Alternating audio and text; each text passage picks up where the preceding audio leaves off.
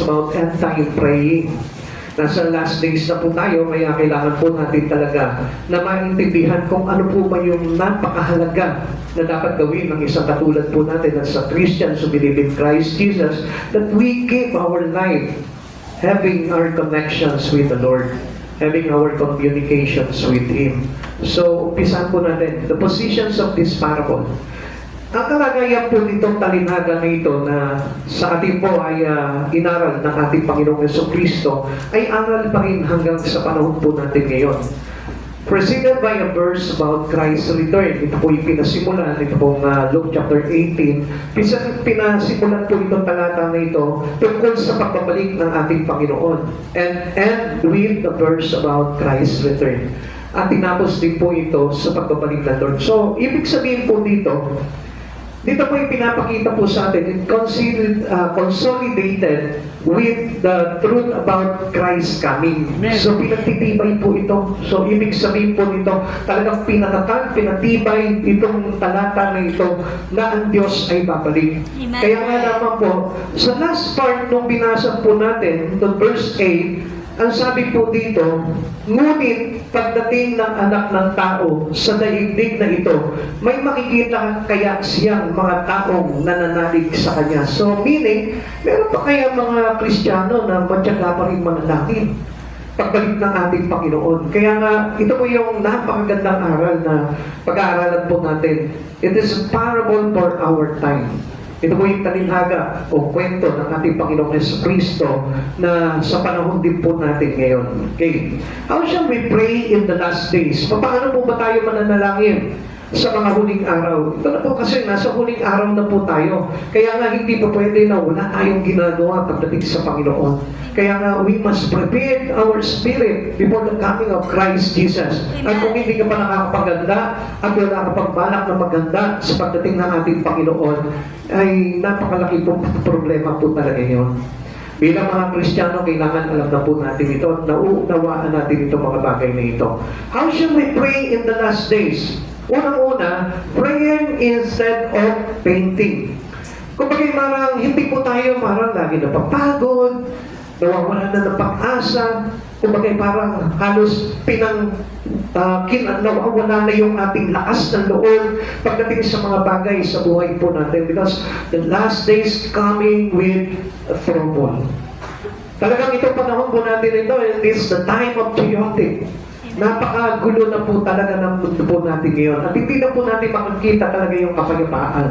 Dahil lahat po talaga na nakasaad sa Biblia ay mangyayari po yan. Amen. Kaya nga, prayer is a privileges.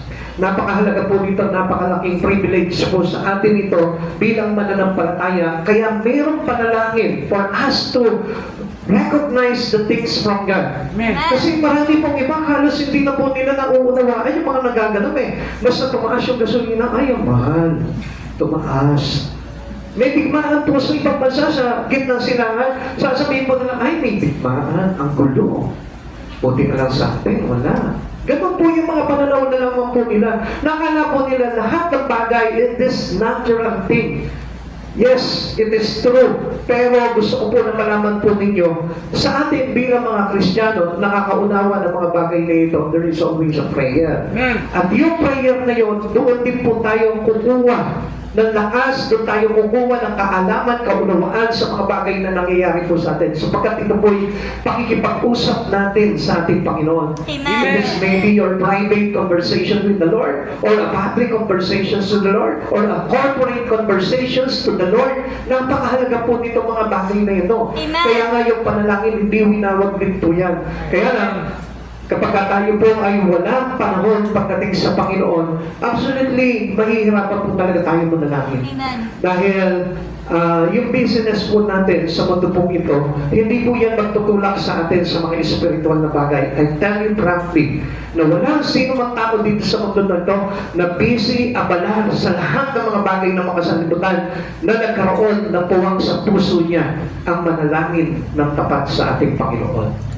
Datos, no? Hindi po natin makakailangan po yung mga bagay niyon. Ang hirap manalangin ng tayo po ay nasa kaabalahan. Amen. Kaya nga po, si Jesus mismo ipinakita niya dito na he woke up early in the morning and then he climbed up into the mountain. Doon po siya mag-pray para sa Ama.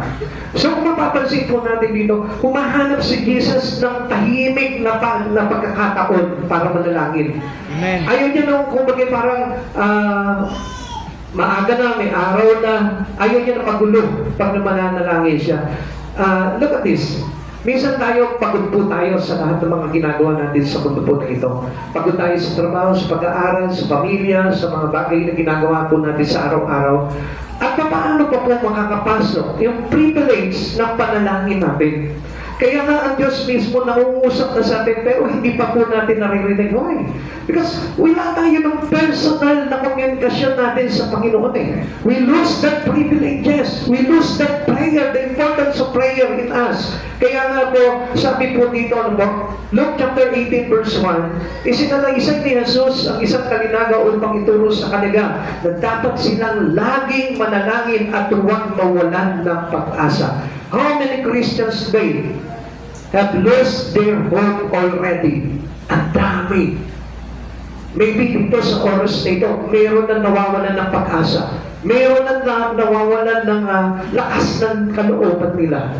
Mayroon na yung parang they wanted to give up.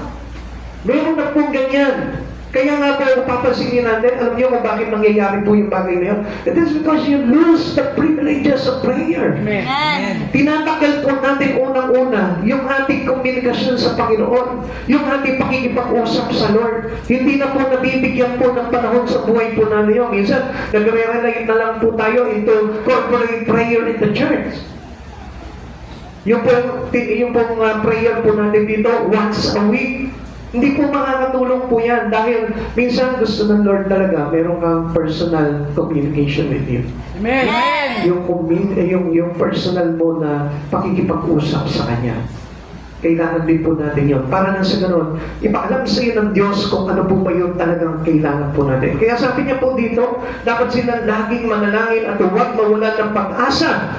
Fervent in prayer or yung tinatawag na diligently na magkaroon po tayo ng pagtsatsaga pagdating sa ating panalangin. Alam niyo po ba, ito pong prayer na ito, madalas po ito na ipinapasok sa puso ng mga mananampalataya. Many invitations to pray. Sabi nga po ng John chapter 16 verse 24, hanggang ngayon wala pa kayong hinihingi sa Kanya sa aking pangalan. Humingi kayo at kayo'y tatanggap upang malubos ang inyong kagalakan. Pastor, ako nagpe-pray ako. Pero bakit hindi ko natatanggap yung mga panalangin ko? That's a common question. Yan yung napakalaki na katanungan sa bawat Kristiyano. You know why? Alam niyo kung bakit? Kasi minsan hindi po perfected yung ating panalangin. Minsan wala po tayong kumbaga parang tiyaga sa panalangin. Come on, dito ko kayo tumingin. Ayaw po na maagaw po yung atensyon nyo ng ibang bagay. Dahil ang panalangin po natin talaga sa Panginoon, yan po yung nagpapalagay po sa atin into closeness in Christ Jesus. A Christian without prayer, I tell you, napakalayo mo sa Lord. Ang layo. Kaya nga tayo binigyan ng pribilehiyo na makapanalangin para much more closer to Him. Amen. Yun yung maglalapit sa atin sa kalapitan ng ating Panginoon. Kaya nga, sabi nga po sa atin dito, hanggang ngayon, wala pa kayong hinihingi sa Kanya sa aking pangalan. Humingi kayo at kayo'y tatanggap upang malubos ang inyong kagalangan. Gusto ng Lord talaga na mag-answer prayer talaga tayo. Hello? Parang nagulo po yata natin, ha? Yan. Okay. Gusto ng Panginoon, paki-assist niyo po. Sabi po ng John chapter 16 verse 24, hanggang ngayon wala pa kayong hinihingi sa Kanya sa aking pangalan. Siguro masasabi po natin, Lord ako, lagi akong humihingi sa iyo. Come on, hindi yung paghingi ang kailangan talaga ng Lord para sa atin dito. Ang gusto ng Lord, yung magkaroon tayo ng intimacy in prayer. Amen. Yung mayroon tayong deeply prayer or deeply talking with Him. Amen. Yung pakikipag-usap natin ng mayroong na meron po talagang kasindihan na nagkagaling sa ating puso. Yung parang makikipag-usap ka ng masinsinan sa isang tao, na lalo-lalo na halimbawa, napakahalaga ng pag-uusapan yun, di ba? Kailangan na, halika muna, dito muna tayo. Sa tahimik, para lang sila makapag-usap tayo ng taimtim.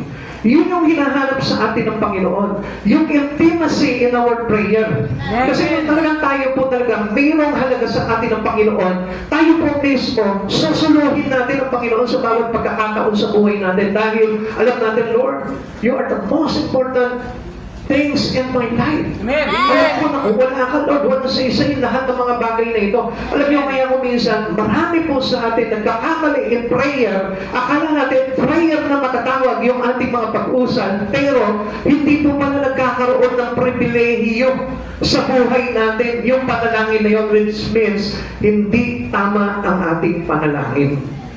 Prayer is fitting for crisis. Kaya po ito, pribilehiyo na ito ng prayer sa buhay po natin. Dahil kahit na anong pinagdaraanan mo, kahit na anong mga problema mo, ang sagot po nito ay yung panalangin po natin. Hebrews chapter 4, verse 14 to 16. Kaya nga, magpakatatag tayo sa ating pananampalataya dahil mayroon tayong dakilang pinakapunong pari na pumasok sa kalangitan doon mismo sa harap ng Diyos. Siya walang iba kundi si Jesus na anak ng Diyos.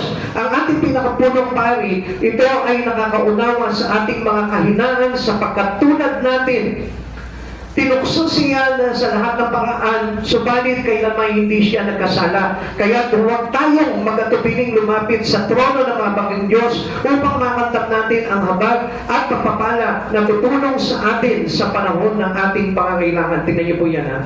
Ang Diyos, kapag may kailangan ka, isa naman po ang gusto mangyari ng Lord, lumapit ka sa Kanya. Amen. Kaya lang, alam niyo po, kung minsan, ito po yung, we lose this opportunity that given to us by Jesus Christ Himself. Ang Diyos, ang sabi po sa atin, kaya huwag tayong mag-atubiling lumapit sa trono ng mahabaging Diyos. Ang ating Panginoong Jesucristo is our eternal priest. Amen. Siya po yung dakilang sacerdote sa buhay po natin. Siya po yung nagdadala ng mga hain na inihahandog po natin. Siya po yung nakakapaglabas pumasok sa langit. Dahil siya lang yung may kakayanan po nun. Na hindi magagawa ng isang pari, hindi magagawa ng isang ministro, hindi magagawa ng isang pastor o ng isang tao lamang. Kaya nga po ang Diyos na ito, ipinakita niya lahat ng sakripisyo niya para na sa ganoon, mawala po yung limitations or yung limit ng mga bagay na hihingin at tatanggapin natin sa ating Panginoong Jesucristo. Ang Diyos dakila. Si Jesucristo ay dakila. Ang gusto niya nga, lumapit palagi tayo sa Kanya eh. Every time na magkakaroon ka ng mga problema, pagsubok o kahit na ano pa man sa buhay na ito, lumapit ka sa Kanya. Kaya lang, alam niyo, kuminsan, sa panahon na yun, doon pa tayo nakakalimot sa Panginoon. And sometimes we give our Lord our kumbaga parang self-owned will or self-owned strength ang ginagamit po natin. Yung kakayanan lamang po natin sa panahon na yun ang ginagamit natin. Kaya marami po mga Kristiyano still nabibigo po sila. Kaya nga sabi sa atin ng Lord, do not be painted. Huwag tayong manghinaan ng loob. Huwag tayong wala ng pag-asa sa mga bagay na ito. Manalangin tayo sa Panginoon. Amen. Prayer against result. Tandaan po natin, kapag ka nanalangin ka, mayroong resulta yan. Kaya lang, it is not exactly to you. Minsan, ang gusto natin nakatangin na, nakatatak na sa isipan natin, pag nanalangin ako, kailangan ito yung resulta. Tayo yung nagbibigay ng resulta doon sa panalangin natin. No, it exactly God. Ang Diyos ang bahala kung ano yung isasagot niya sa mga panalangin natin. Amen. Kaya nga minsan, alam nyo, minsan, even our discernment, minsan nagkakamali po tayo eh. We use our own strength to discerning things in our life. Minsan, discern po tayo sa pamamagitan ng sarili po natin eh. It is emotional discernment. It is not spiritual discernment. Kasi pag yung discernment na nanggaling sa Lord, minsan hindi papabor sa iyo yan eh. Pero kung papansinin po natin, lahat ng prayer gusto natin pabor sa atin. Yung magiging resulta, kailangan pabor sa atin. Pag humingi ako ng bahay, gusto ko bahay talaga. Hindi lang basta bahay, kailangan yung expectation ng hinihingi ko sa Lord, ganun mismo. Kulay red, ang bubong, kulay pink. Di ba? Gusto ko yung merong patusok dito naman pakunggado. Yung mga ganon, tayo may bumubuo na resulta. What I mean here, kapag ka nanalangin ka, let it all to God. Amen. Kung ano man yung maging resulta ng panalangin mo, tanggapin mo yun, ipagmakupuri mo yun, ipagpasalamat mo sa Panginoon. Amen. Amen? Amen. Sapagkat alam ng Diyos kung ano yung ikabubuti natin. Halimbawa, humingi ka ng bahay, pero hindi bahay ang binigay sa iyo, posporo. Unawain mo bakit posporo ang binigay sa iyo. Bakit? Kasi yung palito may bahay. Na kapag asiminti mo yung palito, magkakaroon yan ng apoy. Baka kaya hindi ka pa binibigyan ng bahay ng Lord kasi kailangan mag-apoy ka muna sa Kanya. Amen. Kaya pag-aaralan mo. Kasi ang Diyos mahilig din po talaga yan na magkwento ng mga talinhaga. Kaya nga minsan dinadaan sa talinhaga yan para tayo mismo pag-aralan natin kung ano yung gusto at kalooban ng ating Panginoon. Hindi yung base lamang sa resulta na gusto natin matanggap sa Panginoon kapag kami nananalangin.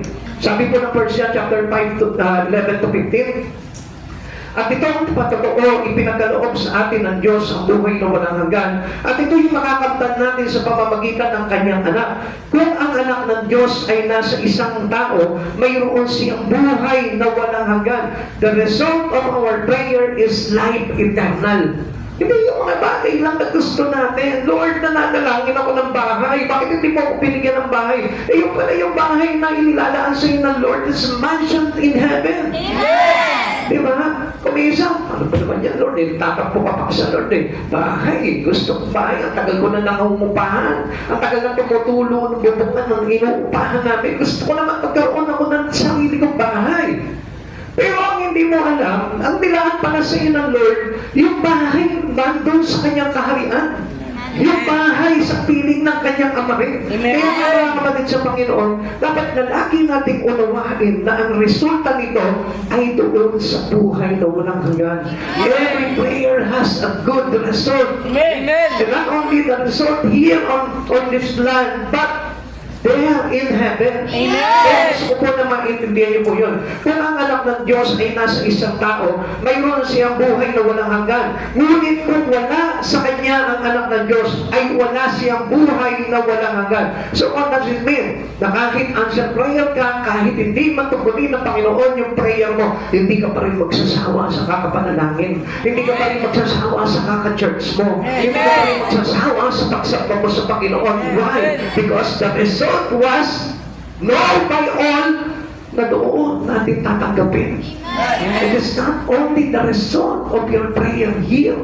Tandaan po natin yan. Commonly, kaya tayo naghahanap ng resulta. At ang resulta na hinahanap natin is about material things. It's about worldly things. Pero ang gusto talaga ng Panginoon, when you pray, magbunga ito ng buhay na walang hanggan. Tapos, di ba, kung minsan papansin po natin, ano po, kung minsan nawawala na tayo ng gana, ano po, pero ang hindi po natin alam, kapag tayo po ay nananalangin sa Panginoon, hindi tayo binibigo ng Lord, pray ko sa iyo to eh. Bakit? Bigo pa rin ako, Lord, hindi ko natatanggap. Alam niyo kasi kaya ako minsan hindi tinutugon ng Lord yung mga panalangin natin. It is really because there is something God wants you to learn. Mayroong tinuturo sa iyo ang Panginoon. At napakahalaga ng bagay na yun na matutulungan ko for you to cause your life into eternally. Amen. Gusto kasi ng Lord na ito, matututunan mo ito, ay maglagay sa iyo sa buhay na walang hanggan. Hindi ito matututunan mo para lang magkamal ng pera, para lang magkabimpay sa iyong trabaho, para lang makatapos ka ng pag-aaral. Hindi ganoon kababaw ang Panginoon. When you pray, the result was not here, but there. Yun yung gusto ng ating Panginoon because yung pananaw ng Diyos ay hindi sa mga bagay dito sa lupa na ito, kundi doon sa mga bagay na tatakasahin natin sa buhay na walang hanggan. Oh, God is not unfair. Minsan sinasabi natin, Lord, simba ko na simba, pray ako ng pray, pero wala namang answered prayer ka na eh. Dahil yung matutunan mo lang yung tinatawag na burden prayer, matutunan mo lang yung diligent prayer, matutunan mo lang yung persistent prayer, ang ibig sabihin nun, it is life eternal. Amen. Ibig sabihin, sabihin sumasa iyo na si Kristo. Kaya nga, lagi ka nananalangin eh. Kasi gusto ko laging combine yung Espiritu mo kay Kristo. Laging kumisan, laging kailangan connected ka palagi kay Kristo. Kaya hindi ka na nagsasama na manalangin. Hindi ka na nagsasama o hindi ka na lumiliban sa pag-church mo. Kaya nandun na yung kadalangan mo sa mga bagay na yun kasi nabuo na ngayon pa lamang sa buhay mo yung buhay na walang hanggan. Amen. Tuloy pa po natin dito sinabi dito. Verse 19, isinusulat ko ito sa inyo upang malaman ninyo na kayong sumasampalataya sa anak ng Diyos ay may buhay na walang hanggan. 14, may lakas loob tayong lumapit sa Kanya dahil alam natin ibibigay niya ang anumang hingin natin kung ito'y naaayon sa Kanyang kalooban. Amen. Amen. At dahil alam natin pinapakinggan nga niya tayo, alam din natin binibigay niya ang bawat hinihiling natin sa Kanya. Take note, pag hindi ayon sa kalooban ng Diyos, huwag kang umasa. Amen? Kung humihingi ka lang sa Kanya, Lord, gusto ko ng boyfriend, huwag ka nang umasa. Sigurado mabibigaw ka. Pero kung ayon na sa Kanyang kalooban, kahit hindi ka humingi ng bagay na yan, may darating sa iyo. Kung humihingi ka ng tagumpay sa buhay na ito, pag hindi niya kalooban, kahit na anong pagpapagal mo, hindi mangyayari sa buhay mo yan. Pero kapag kalooban ng Diyos yan at nakita niya talaga yung relasyon mo talaga sa Panginoon, nagkaroon talaga ng malalim na ugnayan sa Kanya, kahit hindi ka humingi sa Panginoon, I tell you, magpasalamat ka na sa Panginoon dahil darating yun. Amen! Kasi ang basihan po natin dito, what is the will of God? Hindi siya mapapayag na magbigay siya ng isang bagay na hindi ka nalago ng Espiritu mo, na ikapapahamak mo. Kaya nga, itong Diyos na ito, tinitignan niya bago siya magbigay kung ito'y makakabuti sa iyo. Eh kaya lang, ibang pananaw talaga ng tao. Ang pananaw ng tao nandito lang sa mundo na ito. Pero, it is contradicted with the views of God. Kasi ang Lord, ang pananaw niya, makarating tayo doon eh. Tayo parang hindi natin pinangarap na yun eh. Kasi kung talagang dream natin na someday, makarating tayo doon sa kaharian ng Diyos, ano ba yung masasabi natin sa harapan ng Diyos kapag tayo nananalangin, Lord? Kahit wala ako dito mga bagay nito, Lord, basta huwag mong aalisin ang aking pangalan sa akin ng buhay. Amen! Kahit hindi na ako makagraduate, Lord, kahit hindi ako mapromote sa trabaho ko, Lord, kahit hindi ako magamal ng pera dito sa mundong ito, basta, Lord, ipangako mo sa akin gaya ng pangako mo na kami bibigyan mo ng buhay na walang hanggan. Ganyan. Kahit nabigo ka dito sa mundo na ito, dahil ipinakita niya sa atin, ito po si Lazaro na pulubi. Wala siya ng kahit na anong bagay. Parang pinagkaitan siya ng lahat ng bagay dito sa mundo ito. But then, nung napatay siya, diretso siya sa piling ng ating Panginoon. Now, ikaw gusto mo, humihingi ka ng katarungan. Pero yung katarungan na yun, hindi naman makatarungan sa iyo. I tell you, kaya tayo nabibigo dahil hindi kalooban ng ating Panginoon. Amen. Amen. And time conditions are to be perilous. Talagang ito mga huling araw po talaga, talagang napakasama po talaga. Some will be tempted to cave in. Madali po tayo matutokso at mahihikayat ng sanlibutan ito. Kaya magbantay po tayo. Ano po? Kaya mahalaga na tayo po lahat ay talagang babad sa panalangin sa Panginoon. Dahil ang tukso talagang nandiyan po yan, very rampant po talaga yan, most especially if you believe in Christ Jesus. Pag ikaw nananampalataya ka na kay Hesus Kristo, gusto kong malaman mo, tutuksohin ka, hindi ka bibigyan ng pagkakataon na mapahinga ka sa tukso ng kaaway. Kaya tayo po lahat, lagi tayo nakikipagtigman sa Panginoon. Kaya ay praise ka dahil nakakarinig pa rin ako sa mga testimony niyo po dito na talaga pinagpala kayo at answered prayer po kayo. At yan lamang po yung nagpapatotoo na ang kalooban ng Diyos ay dumadaloy sa bawat isa po sa atin. That is up to the occasion. Lagi po siya nandyan. Na kahit na anong okasyon ng buhay po natin, kahit na anong kalagayan mo sa buhay na ito, ang Diyos laging nandyan siya. Tapat ang Diyos. He is faithful God. At gusto ko na malaman po niya, ninyong lahat, na ang Diyos na ito, hindi ka iniwan yan, hindi ka pinabayaan yan. Kung minsan, parang sinasabi natin, bigyan na yata ang Diyos at hindi naririnig ang aking mga panalangin. I tell you the truth, kasi wala sa linya yung mga bagay na hinihingi natin. wala sa kalooban ng Panginoon. Kaya huwag ka magtaka kapag hindi binibigay sa iyo ng Panginoon itong bagay nito. 2 Timothy chapter 3 verse 3, sila'y magiging walang pagmamahal sa kapwa, walang kabag, mapanirang puri, walang pagpipigil sa sarili marahas, at walang pagpapahalaga sa mabuti. Alam niyo nga po, ang tao po ngayon sa panahon po natin, nandun na po tayo sa kalagayan nitong panahon na ito that this season is a perilous situation. Amen. Napakasama na po talaga. Ang tao halos hindi na marunong magpatawad. Gusto niya na po ngayon revenge. Amen? Pansinin niyo, sige. Kaya makikita niyo, mapapanood niyo sa social media, kapag mayroon lang hindi na pagkasunduan sa kalsada, magsusundo ka na, mag-aaway na agad sila. Wala yung pag-uusap.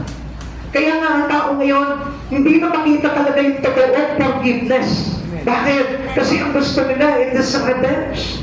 Gusto nila yung makaganti na sila. Kaya alam nyo, pagka ganun po yung sitwasyon natin, hindi natin alam tayong lahat ay napapasukan ng kasamaan ng mundo na ito. We gave in. Sabi nga. Amen. Ang sabi po sa atin, na some will be tempted to cave in. So, ibig sabihin, nahuhulog na tayo doon sa patibay ng kasamaan ng mundo ito. Sayang eh. Napakabuti mo na sana sa harapan ng Panginoon. Kaya lang, yun nga po, nag-cave in ka doon sa takso ng kaaway. Kaya ano nangyari? Instead na napakabuti mo na sa harapan ng Panginoon, napasama ka pa. Bakit? Kasi tayo po mismo, ang ating response pagdating sa ating mga kaaway, pagdating doon sa ating kalagayan, gusto natin yung lagi tayong winner. Amen. Amen? Amen. Parang hindi na po yung winner na inilagay sa atin ng Panginoon eh. Which is napagtagumpayan niya lahat ng pahirap, lahat ng parusa, pagpapatako sa krus, pati yung libingan, napagtagumpayan ng Panginoon yun. Now, tayo gusto natin lagi tayong champion. Gusto natin laging panalo. Sa pananalapi, panalo. Sa kalagayan sa buhay, panalo. Sa estado, panalo. Sa titulo, panalo. Gusto natin laging panalo. Pero gusto ko po malaman po ninyo, si Pablo, lahat ang kapyado. Amen? Amen. Inamin niyang kalubihan ang lahat ng bagay. Itunurin niyang walang kabuluhan ang lahat ng bagay. Makabit niya lamang yung tagumpay ng katotohanan. Yung katagumpayan na makasama niya ang Panginoon sa kanyang buhay. Amen. Kaya mga kapatid sa Panginoon, magkaroon tayo ng point of view pagdating dito. Hindi lang yung parang iniisip natin, syempre, taga rito ako. Hindi ako pwede maagabyado dito. Amen? Amen? Naiintindihan niyo po ba? Amen. Kaya kung minsan yung ating panalangin po, nalalagay doon sa kasamaan. Amen? Amen. Pati yung mga kaaway natin, ipinapanalangin natin na magantihan natin. Sana Lord, madisgrasya itong kaaway kong to. Sana Lord, turuan mo ng diksyon to. Come on. Tayo nga yung tinuturuan ng Lord eh. Hindi tayo pwede magturo sa iba. Amen. Tayo mismo, why we encounter this situation, why we encounter many experiences of life, why? Because God has wanted you to learn. Amen. You need to learn something about your experiences in life. Amen. Amen. Eh. Huwag mo sabihin, ang pangit naman ang itong nangyari sa buhay ko na ito. Hindi pangit yan. If you open your eyes to God, makikita mo kung ano yung ganda ng pagtuturo ng Panginoon sa buhay mo. Amen. When your this is about to give way, pray. Kapag parang bibigay ka na, hindi mo na kaya lahat ng bagay, pray. Magkaroon po tayo ng panalangin palagi. At huwag po tayong kumagay parang magsasawa sa kakapanalangin po. Ikalawa, praying that is faithful. Kung mananalangin ka, dapat nandun yung katapatan. Dapat maging tapat tayo sa Panginoon. Alam niyo, marami po na nananalangin naman, pero hindi marunong sumunod sa Lord. Alam niyo po ba yung disobedient to God is unfaithfulness to the Lord. Kapag tayo po nananalangin sa Panginoon, kailangan tapat ka sa ating Panginoon. Paano po ba maging tapat sa Panginoon? Siyempre, you keep your life into the righteousness of God. Alam niyo, karaniwan po sa atin, sa araw-araw, halos nawawala tayo into the righteousness of God. Lumalabas tayo into the righteous living. Lumalabas tayo into the holy living. Into the godly living. Minsan wala na po tayo doon as a Christian. Nakakalimutan natin yung why. Because our life too busy about the things in the world. Kasi nandun na tayo nakapokos eh. At I want you to know this, na we cannot achieve holiness by doing a lot of things in the world. Amen. Hindi natin ito makukuha. Yung kabanalan ng Diyos, hindi natin maaabot yan. Yung ating magiging righteous ng ating Panginoon, hindi natin maaabot yan by doing your things in earth. Amen. Yung mga bagay na ginagawa mo, hindi yan magkakos sa'yo. Amen? Amen. So, alam niyo po ba, tayo tinuturuan ng Panginoon na maging faithful sa Kanya. At paano tayo magiging faithful sa Kanya? Na kahit sa kawalan, dapat nandun ka pa rin. Nagtutuloy ka pa rin sa Panginoon. Na kahit sa gaano kabigat ng problema mo sa buhay mo, itinataas mo pa rin sa buhay mo ang Panginoon. Amen. That always seen the ministry that given to you by God into your personal living. Sa ating pamumuhay, dapat kung ano yung ministry na ibigay sa iyo ng Panginoon with regards in this church, alam niyo mga kapatid sa Panginoon, dapat yan nakikita yan even outside. Even into your daily life. Dapat nakikita po sa atin yan. Hindi po yung tapat naman ako sa Diyos eh. Pag nasa church ka lang. Pero pag wala ka na sa church, are you sure na tapat ka pa rin sa Panginoon? Kaya nga, if we pray, kailangan nandun po yung pagpapakita natin ng tapatan sa Panginoon. Yung kaya tayo nananalangin dahil mayroon tayong gusto na gusto rin ng Panginoon. Hindi yung meron tayong gusto, pero hindi naman gusto ng Lord. Pero ipinipilit natin sa Panginoon. Kaya nga itong babaeng malo na ito, yung katarungan ang hinihingi niya. And obviously, yung katarungan na yon, may kinalaman yun sa katotohanan. Amen? Hindi naman po ito katulad ng mga, sabihin po natin ngayon na nababaluktot po yung sistema. Yung nababaluktot po yung batas. Yung nababaluktot po yung hatol. Amen? Amen. Diba yung sinasabi po nila na kapag dito sa mundong ito, mayaman ka, ikaw ang batas. Come on, this time, hindi po ganun eh.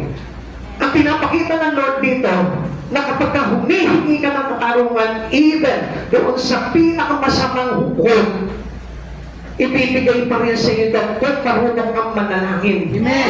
Kung marunong ka magtapat at tapat tayo sa ating Panginoong Jesucristo. Amen. Dito na Luke chapter 18 verse 2 to 7. Sinabi niya sa isang lungsod ay may isang hukom na walang takot sa Diyos at walang iginagalang na tao. Sa lungsod din iyon ay may isang byuda. Lagi siyang pumupunta sa hukom at sinasabi, bigyan niyo po ako ng katarungan sa aking usapin. Tinanggihan siya ng hukom sa loob ng mahabang panahon.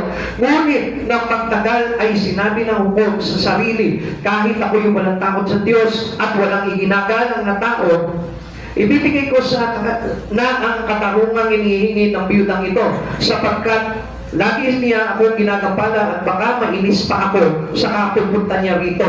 At nagpatuloy ang Panginoon, pakinggan ninyo ang sabi ng masamang hukom na iyon. Ngayon, ipagkakait kaya ng Diyos ang katarungan sa kanyang mga hinirang na dumaraing sa kanyang araw-gabi. Sila kaya'y paghihintayin na niya ng matagal.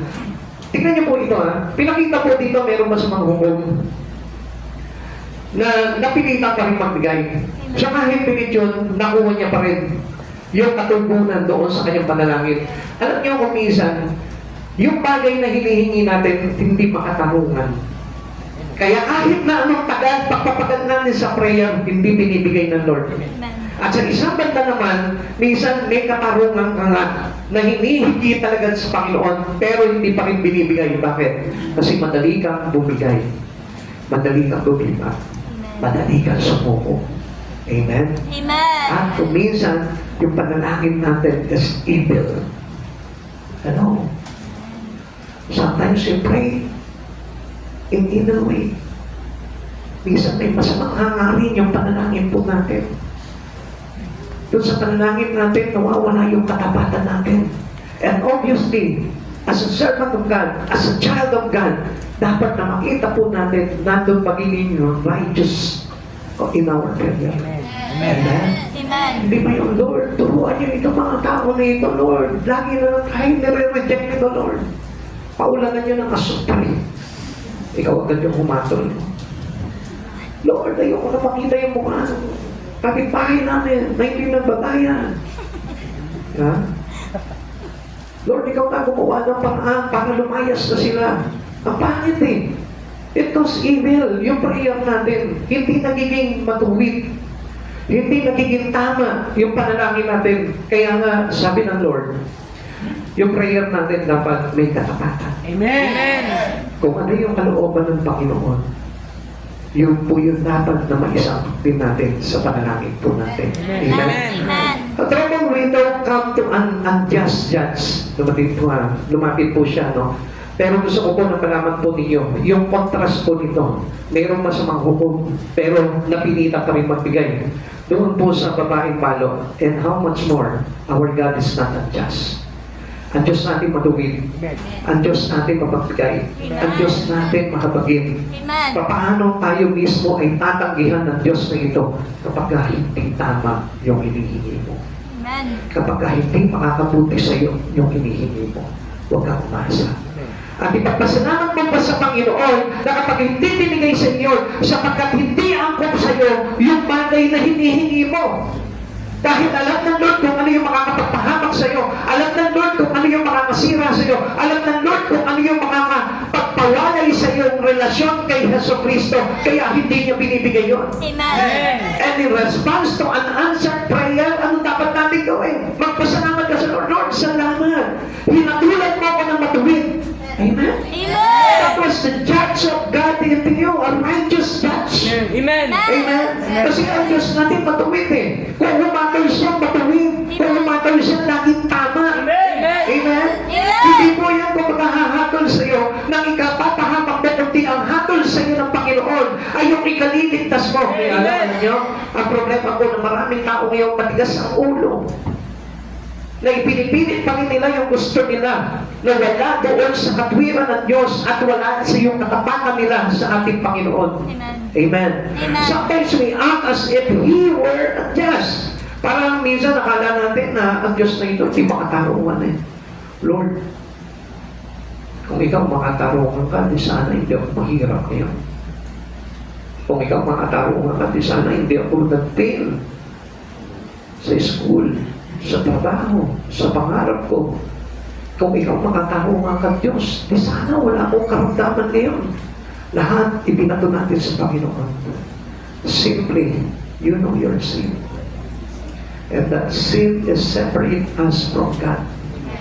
Yung kasalanan na yun, yun nagpalayo sa atin sa Panginoon. Amen. Yung kasalanan na yun, yun yung nagtanggal sa atin ng katapatan natin sa Panginoon. Amen? Amen. Amen? Kaya kung sometimes maranas po tayo ng mga paghihirap, ng mga bagay na problema sa buhay, thank God! Pasalamat tayo sa Panginoon kasi ang Lord na ito, hindi tinotolerate yung buhay natin sa balik. Kundi ang gusto ng Lord talaga dito, sige, magtusa ka dito.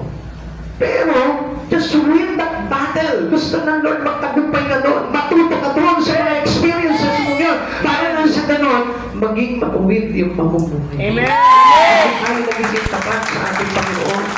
Hindi sa way na gusto natin, kundi sa way na tinuturo sa atin ng Panginoon. Have you ever doubted God's justice? Sino po dito yung nagganon, Lord? Eh, ako na yun naargabyado. Ako ba yung tihado ngayon? Siya pa yung parang pinagpapala ngayon? How many of us experience that thing sa inyo? Di ba? Pero nanonood na tayo halos eh. Yung parang, ako na yung naargabyado. Ako na itong ginawa ng masama. Pero bakit parang ako pa yung talo? Hindi ka talo. Panalo ka. Amen. Kaya lang tinuturuan tayo ng Panginoon na maging tapat talaga sa Kanya. Amen. Kasi alam niyo, minsan, ang gusto kasi natin nga yung makagawa tayo ng ayon lamang sa sarili natin. Kaya lahat pag pinapanalangin natin, gusto natin all in favor of us. Pero ang hindi mo nakita doon, binigay na nga sa'yo ng Lord yung favor eh. Kaya nga hindi niya sinunod yung gusto mo eh. Kundi yung gusto ng Diyos ang ibigay sa iyo because that was a great favor. Yun yung napakadakilang pabor ng Diyos sa iyo, yung hindi ka mapahamak, yung hindi ka maimpyerno, yung hindi ka mapasama doon sa kalagayan ng masamang sanlibutan na ito. Amen? Amen! This is Spiritus. Napakasama na po talaga nito. Here, Jesus met us where we are. Kinakagat po tayo ng Panginoon doon. Kaya kung naman yung mga experiences mo ngayon, kinakagat po ka ng Diyos dyan. Ang katapatan para ipakita sa Panginoon, kailangan matuto ka. Amen. You must learn according to the way of Christ Jesus, not into your own way. Hindi sa sarili natin pamamaraan, kundi sa pamamaraan ng Panginoong Jesucristo. Turuan ka ng Panginoon at matuto ka doon sa pagtuturo ng Panginoon. The widow and her adversary. 1 Peter chapter 5 verse 7 to 8. Tingnan niyo po yun. Ipinagkatiwala ninyo sa Kanya ang inyong mga alalahanin sa buhay sapagkat Siya ang nagmamalasakit sa inyo. Lahat ng alalahanin natin, all our cares. Give our cares to Him. Now, kung titignan natin, lahat ng alalahanin, makinig po kayo dito, sa akin kayo tumingin. Lahat ng alalahanin, ibig sabihin, ano man yung mga bagay na bumabagi sa isipan mo, huwag mo akuin yan. Ibigay mo sa Lord. Because He's the one who care for us. Siya yung nagmamalasakit sa atin. Alam niyo kung minsan, akala natin tayo ang makakaresolve nito mga bagay nito. Pero, ang sabi ng Lord, verse 8, maging handa kayo at mapagbantay.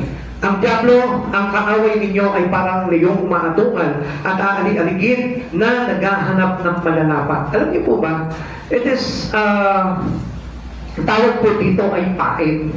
Amen? Pag meron kang circumstansya na nararanasan sa buhay, you must respond well. Kailangan ang pagtugon mo dyan ay mabuti, maganda, maayos. Kapag may mga pagsubok ka sa buhay, kailangan maganda, maayos at matuwid yung iyong response mo dyan. Pag nagkamali ka ng response dyan, ano sabi ng verse 8?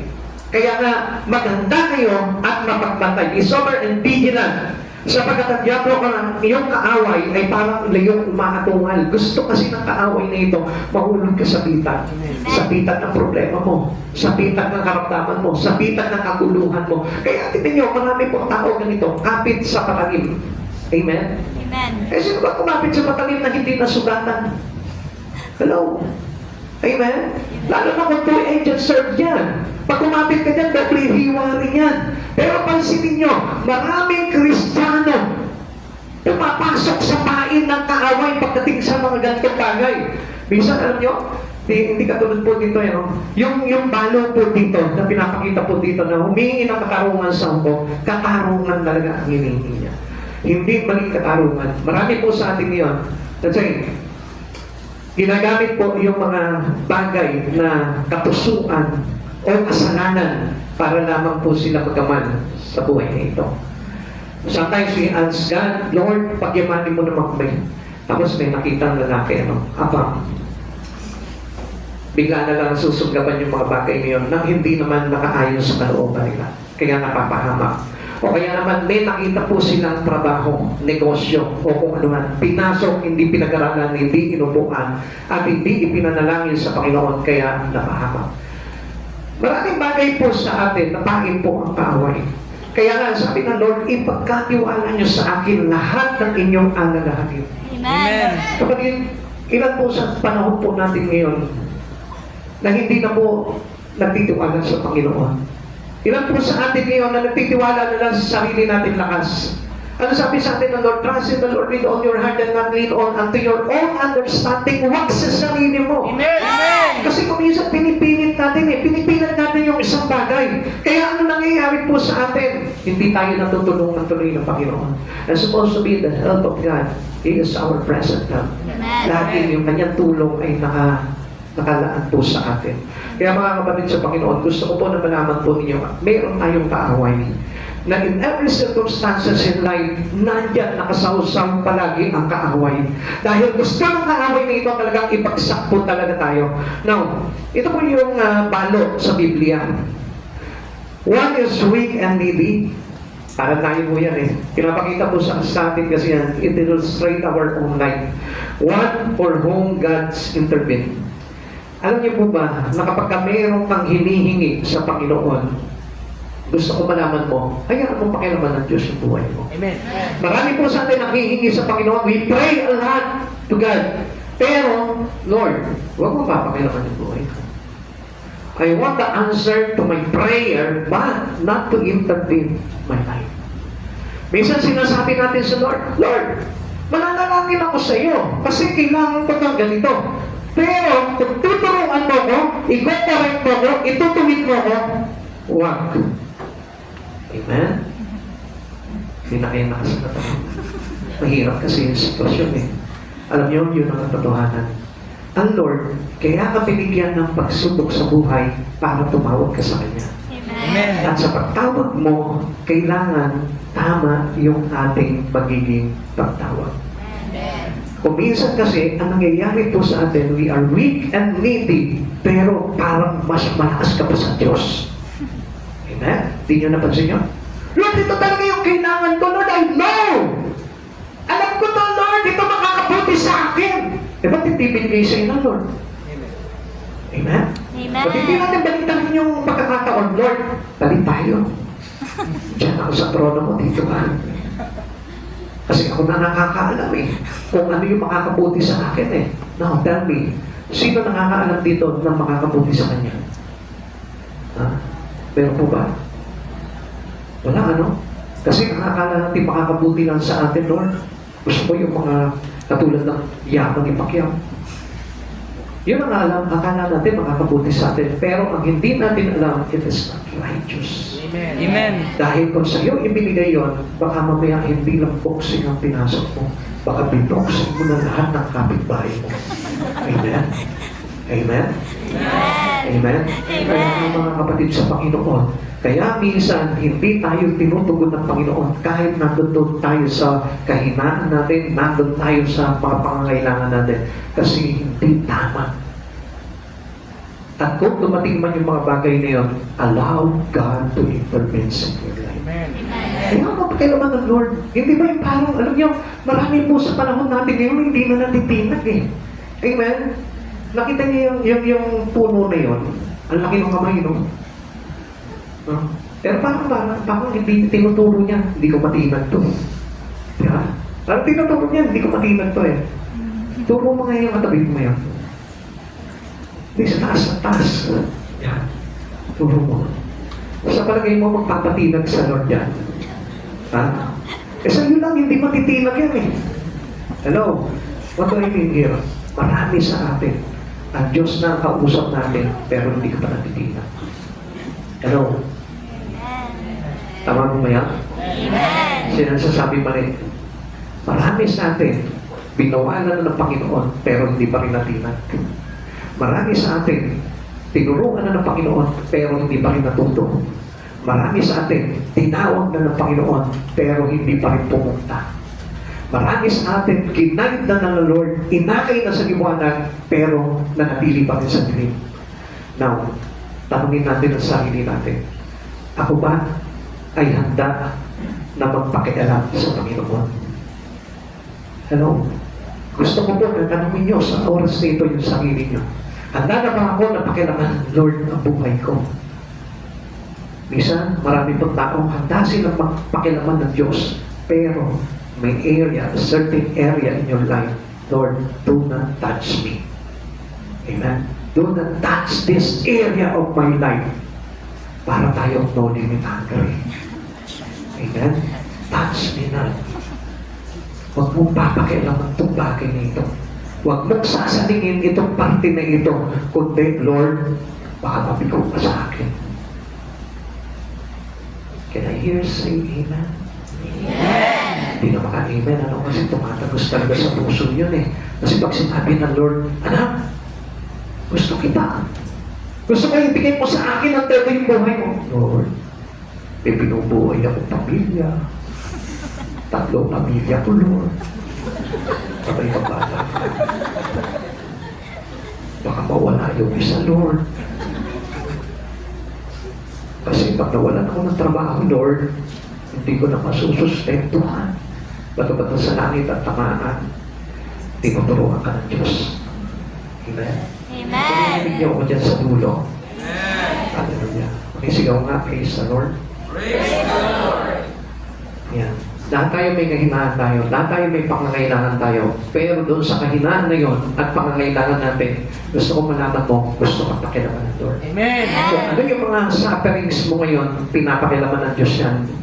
Kung ano yung mga problema mo ngayon, pinapakilaman ka ng Diyos yan. Amen. At gusto ko malaman mo kung ano man yung certain things that really problems into you, gusto ko malaman mo, mayroong inaayos ang Diyos yan sa part na yan. Amen. Kaya ano po yung dapat natin gawin? Pagpasalamat mo sa Panginoon, pray without ceasing. Magkakasawa sa panalangin sa Panginoon sa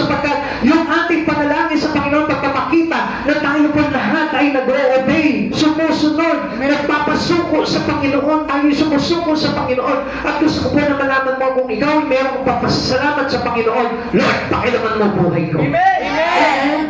Hindi ba yung parang ayaw na natin pakilaman tayo ng Lord? Kaya nga kung minsan ayaw na natin magbasa ng salita ng Diyos, especially Proverbs. Amen? Bakit? Kasi tinatamaan tayo sa lahat ng mga bagay na yun. When pray God's intervene, kailangan na kapag tayo po nananalangin sa Panginoon, kailangan allow the interventions of God into your life. Amen. Huwag na parang tayo, one-sided lang tayo, tatawag tayo sa Panginoon, tapos gusto natin ma-receive yung ating mga pinapanalangin sa Kanya, pero tayo naman, hindi naman napapaturo sa Panginoon. This widows had a huge faith. Ang laki nung, kung bakit ang lawak ng kanyang pananampalataya sa Lord. She kept coming back even when she received no answer. Na kahit wala po siya natatanggap na kahit ano, sige pa rin siya, balik pa rin po siya ng balik sa hukom. Katulad niyo po, kung bakit kayo church and church po kayo, na kahit wala po kayo parang sinasabi na, wala naman ako napapala sa pag-church ko eh. Bumabalik ka pa rin dito. Alam mo, napakaganda pong attitude yun.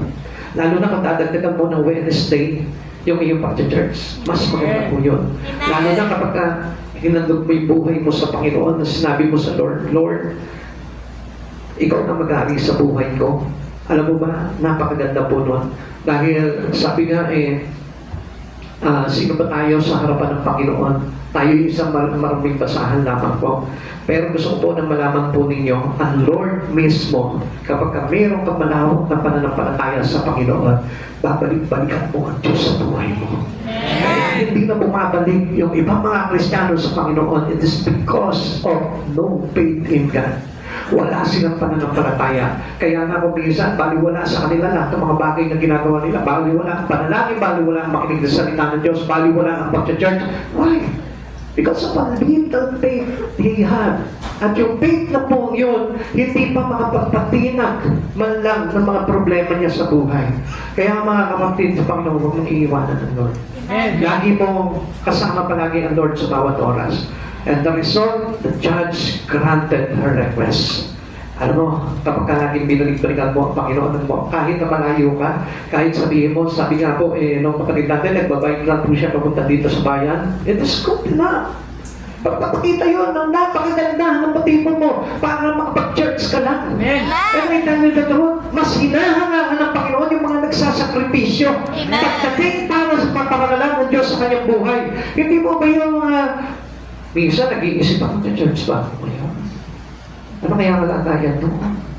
Naku, baka umulan, hindi mo na ako magka-church. Alam niyo yung mga ganun pag-church, wala po yun. Ang talagang gusto talaga ng Panginoon, yung talagang makulit na lumalapit sa Panginoon. Amen? Amen. Sino mo dito yung makulit? Meron mo ba dito makulit? Ha? Wala? Makulit yun. Diba? Na tayo, hindi tayo makulit. Kahit may tinuturo sa inyo ang Panginoon. Diba? Minsan nga tayo yung makulit eh. Tinuturuan na tayo ng Panginoon pero kinukulit pa rin natin yung gusto natin. Naman, di ba makulit ka?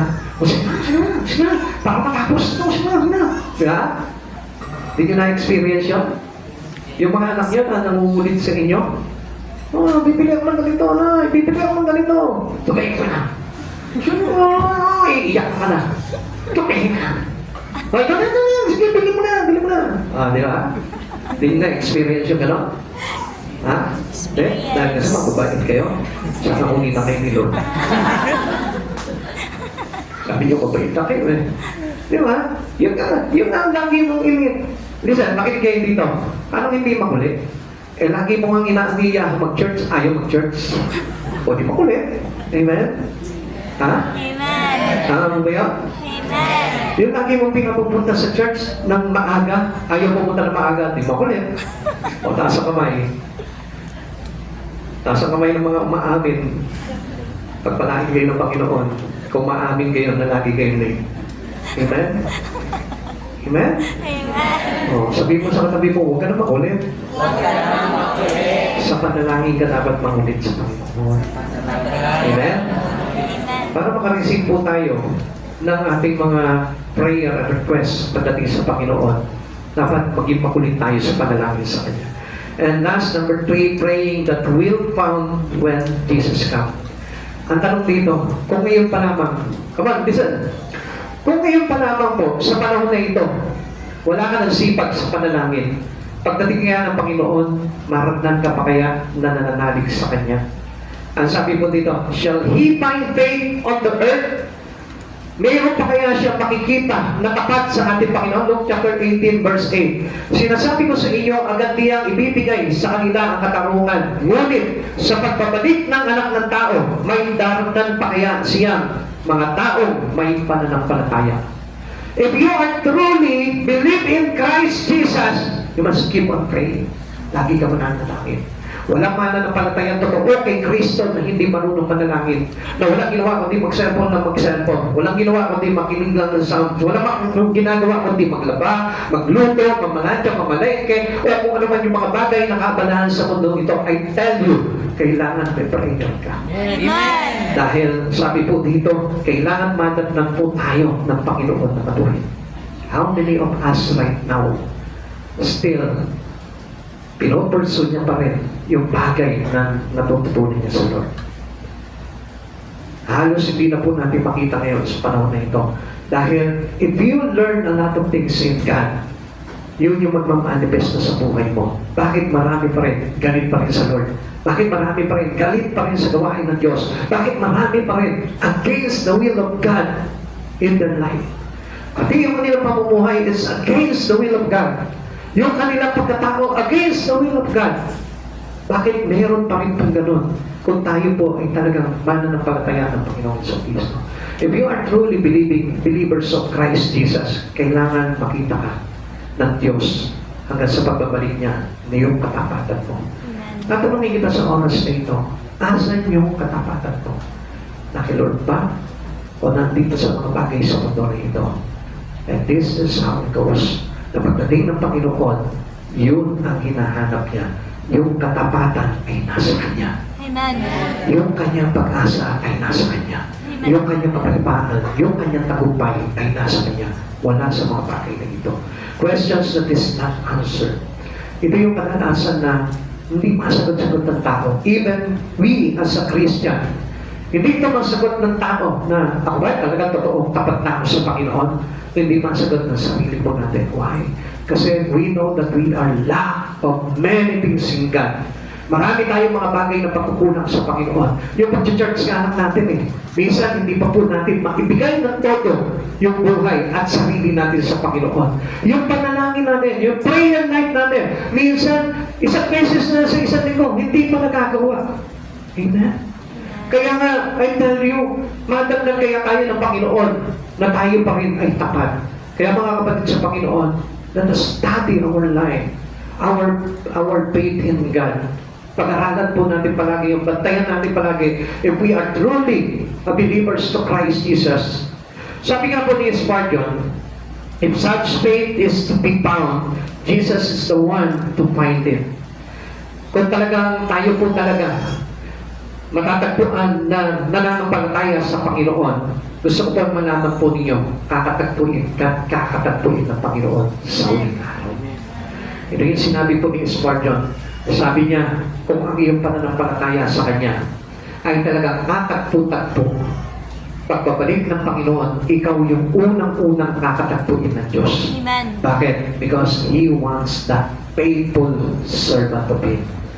Gusto niya makita at sumalubong sa kanyang pagbabalik, yung tapat talaga sa Kanya. Hindi yung mga unwanted Christian na kung saan ayaw niya ng ganito dahil sa Lord, ayaw niya ng mga bagay na tinuturo ng Lord, ayaw niya yung mga bagay na inilalagay sa Kanya ng Lord. Alam niyo mga kapatid sa Panginoon, that is not faithfulness to God. Amen. Gusto ng Lord yung marunong ka nang umaksep ng lahat ng mga bagay na pagtuturo sa iyo ng Lord. Gusto ng Diyos na makita na sa iyo, tanggap mo na yung iyong mga bagay na kailangan ayusin sa buhay mo. Kaya nga kapatid sa Panginoon, ang katapatan sa Panginoon, yun ang hinahanap ng Panginoon. Will Christ find you persistent in prayer? Sa oras na ito, kapatid sa Panginoon, ilan po kaya sa atin dito yung masipag manalangin? Ilan po kaya ngayon sa atin dito? Madalas tayo nagcha-church, pero ganun kaya tayo kasikap pagdating sa panalangin. Ganun kaya tayo masipag pagdating sa panalangin. Only prayer can enable us to overcome our adversity. Tandaan po natin ito. Hindi tayo mananalo sa away kung tayo po mismo ay hindi mananalangin.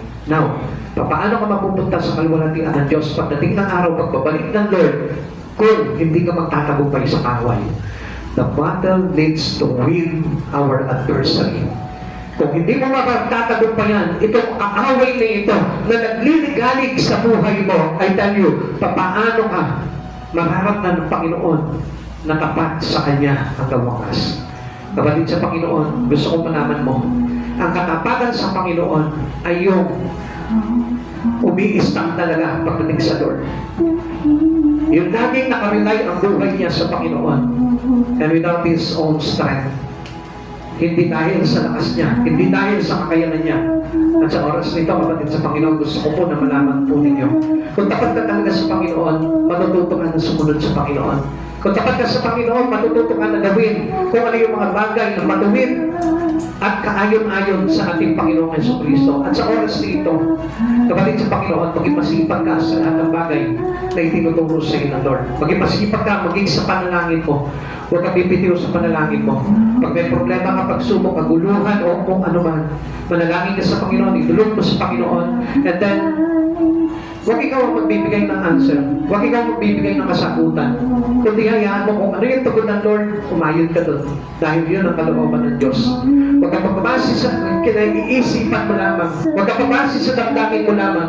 Sapagkat ang panalangin sa Panginoon ay matuwid. Ang ibinibigay ng Lord na sagot sa atin ay matuwid.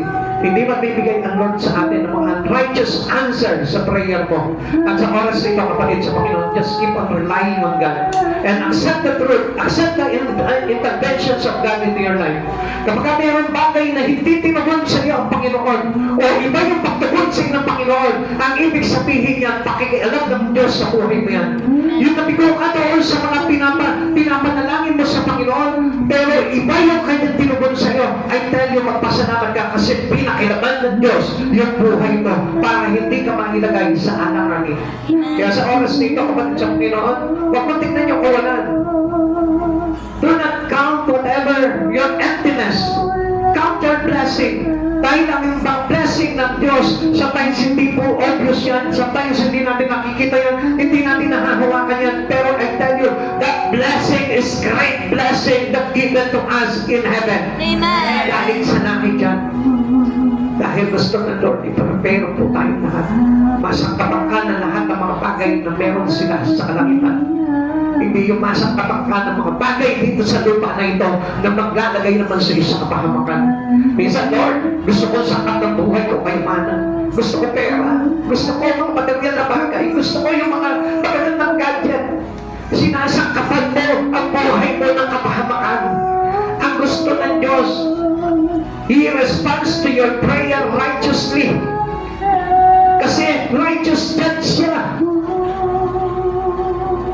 Kaya nga kapag tumugon siya sa panalangin mo, hindi ka niya sasangkapan ng mga bagay na makapagpapahamak sa iyo. Hindi siya sasangkap doon sa issue ng buhay mo. Kundi ang gusto niya mangyari, tanggalin yung issue ng buhay mo at ipalit yung issue ni Jesus sa buhay mo. Amen. What is this? It is the gospel. Yun yung naglagay sa iyong kaligtasan. Dahil gusto ng Lord maligtas ka. Gusto ng Lord maligtas ka. Gusto ng Panginoon maligtas ka. Kaya ayaw niya ng issue mo dito sa mundong ito. Ang gusto niya, yung issue ng buhay mo na ginagawa niya para makatungtong ka sa kaharian ng Diyos. At sa oras nito, kapatid sa Panginoon, kung mananalangin ka, dapat ayusin mo na. Pag nanalangin ka, dapat puno-puno ng pag-ibig kay Kristo. Hindi puno-puno ng galit. Hindi puno-puno ng igit. Hindi puno ng kabigatian. Hindi puno ng emosyon. Kundi ang panalangin kailangan puno at nag-uumapaw ng pag-ibig ni Jesucristo. Dahil sa pag-ibig niya, doon tayo ipinagtagumpayan ng Panginoon. Dahil sa pag-ibig niya, naligtas tayo. Dahil sa mga daing ng ating mga ninuno, tayo po lahat ay sinagip niya sa kapahamakan. Kaya kapatid sa Panginoon ito, gusto ko po na malaman po ninyo kung wala kang pag-ibig sa Panginoon, mahihirapan ka manalangin sa Lord. Kaya punuin mo ang buhay mo ng pag-ibig ni Yesu Cristo. Tingnan mo yung sarili mo sa oras nito. Nagmamahal ka na ba ng tapat? Nagmamahal ka na ba sa kapwa mo? Sapagkat anumang bagay na ginawa mo sa kapwa mo, sa Diyos mo ginawa yan. Kaya kung mapapansin po natin, itong mga bagay na ito, pinagpala ng Diyos itong mga tao na ito. Yung nagbihis sa Kanya, nagalaga sa Kanya, nagpakain sa Kanya, dumalaw sa Kanya sa kulungan. Itong mga tao na ito, na gumawa ng mga bagay na gano'n, yun ang mga pinagpala ng Diyos. Sila yung pinagpala ng Diyos. At kung hindi natin gagawin yung mga bagay na yun, at magiging makasarili tayo kailanman, hindi tayo mararamdaman ng Diyos na tapat sa Kanya. Tayo po lahat magsitayo. Nakapantay sa kabutihan mo. Pag-aralan mo kung paano maging tapat sa Diyos.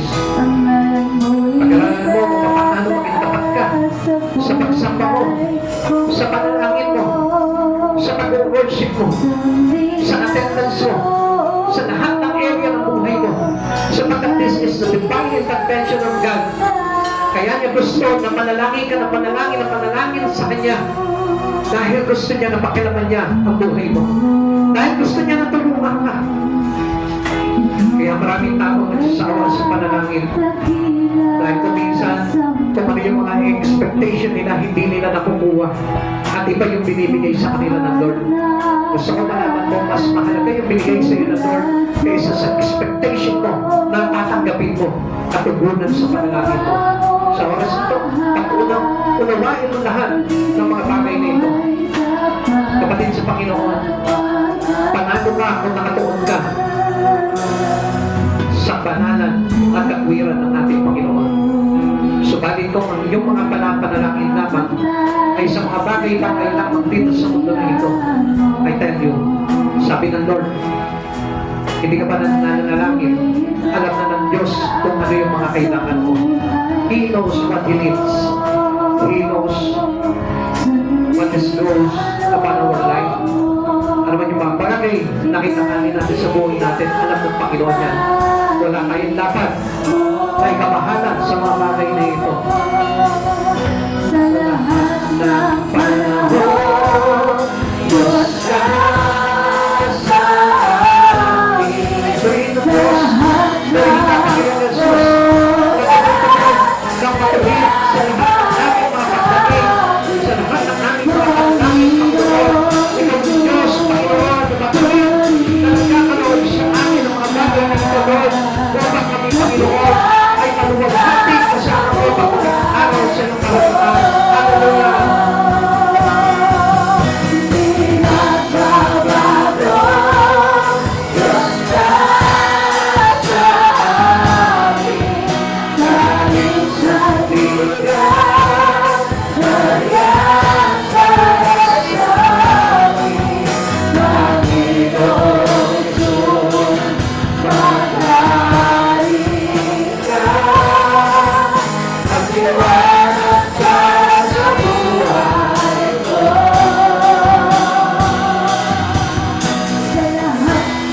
Nakakalit sa Panginoon. Isipin mo kung saan ka kinakatagpon ng Lord. Isipin mo kung ano ba yung tamang ipag-pray ng isang katulad natin sa hari ng mga hari at Panginoon ng mga Panginoon. Tanungin mo yung sarili mo ngayon. Ang daming magagandang bagay na gustong ibigay sa iyo ng Lord more than the things found on earth. Isa nang hinihingi natin kotse, bahay, trabaho, malaking sweldo. Pero yung magandang bagay na nilalaan sa iyo ng Panginoon, hindi masambit ng bibig mo yung buhay ng walang hanggan. Before anything else that we want to request on the Lord, try to request to God, Lord, soon I may be one of your worshiper in heaven.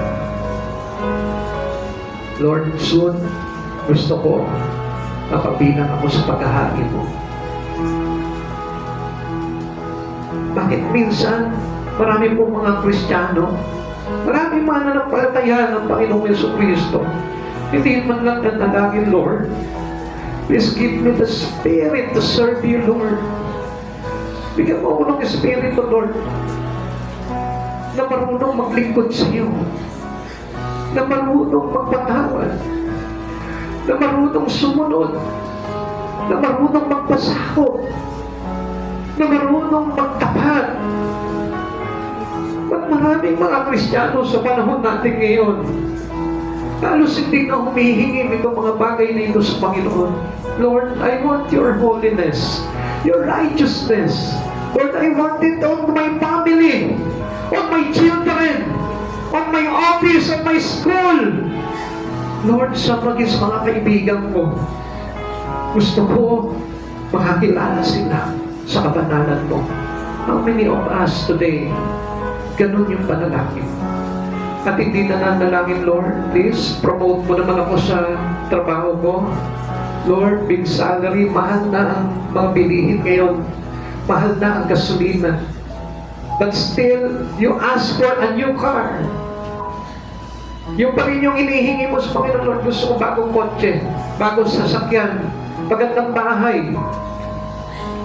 Pero hindi mo ba alam, we are on the last days, and Jesus is near to come. Bakit hindi mo sangkapan yung panalangin mo ngayon, Lord? Huwag mo nga kalimutan pagbalik mo. Pagparito mo, Lord, ipaalala mo sa akin, Lord, sa rapture mo, Lord, ako at ang aking pamilya at ang pamilya Jacob, Lord, isama mo, ibilang mo sa rapture mo, Lord. How many of us have this kind of fervent prayer to God? Lord, yung kasister ko, Lord, na patuloy na nandidiliman, na patuloy na nag-i-struggle sa kanyang mga pagsubok na pinagdaraanan. Lord, I want you to enlighten him, enlighten her. Maging yung kanyang pamilya, Lord, na may kaguluhan. How many of us asking through our prayer, this kind of prayer? Hindi ba yung puro selfish prayer na lang tayo? Lord, I pray itong mga anak ko, Lord, yumaman pagdating ng araw. Makatapos sila para makatulong naman sa amin, Lord. Makagraduate sila, Lord, with degree, O God, para makatulong naman sa bahay namin. It's all for selfishness. Why don't you pray to God, Lord? I want my children to serve you. I want my children to know you more. I want my children to keep their life into you. Lord, I want my family, my whole family, my husband, my wife, my children, even the rest of my family, Lord,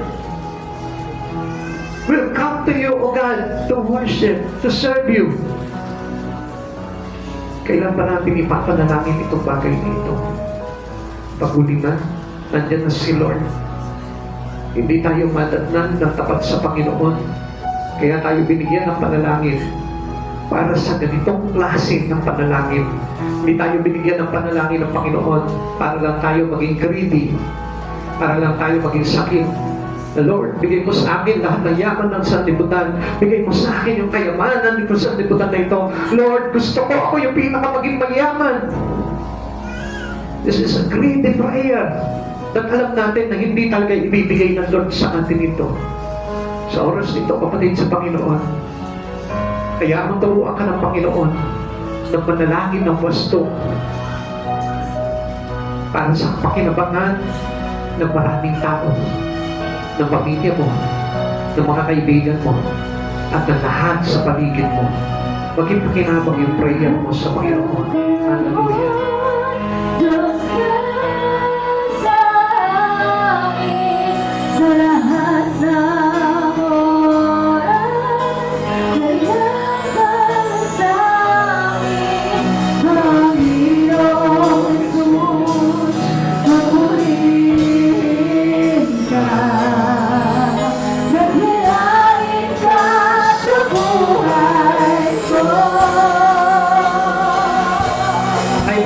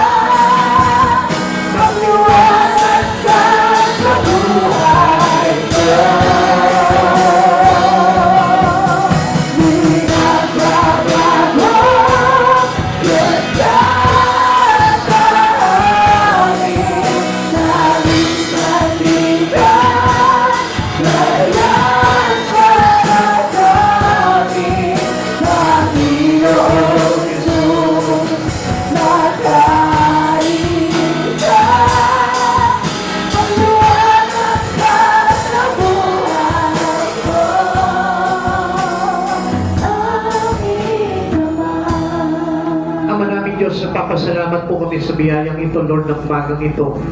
Puno-puno, Panginoon, ng pagtuturo na nagmumula sa iyong puso. Panginoon, nawa, matutunan namin ang mga bagay nito, Lord. Taglayin namin ito habang buhay hanggang sa iyong pagbabalik, O God. Lord, may practice namin, Panginoon, ng katapatan mula sa iyo. Panginoon, hayaan mo, Panginoon, na patuloy mo kami sa kapan, Panginoon, ng Espiritu mo, Lord, upang maging masipag kami sa mga bagay na espiritual, sa mga bagay na may kinalaman sa buhay na walang hanggan, O God.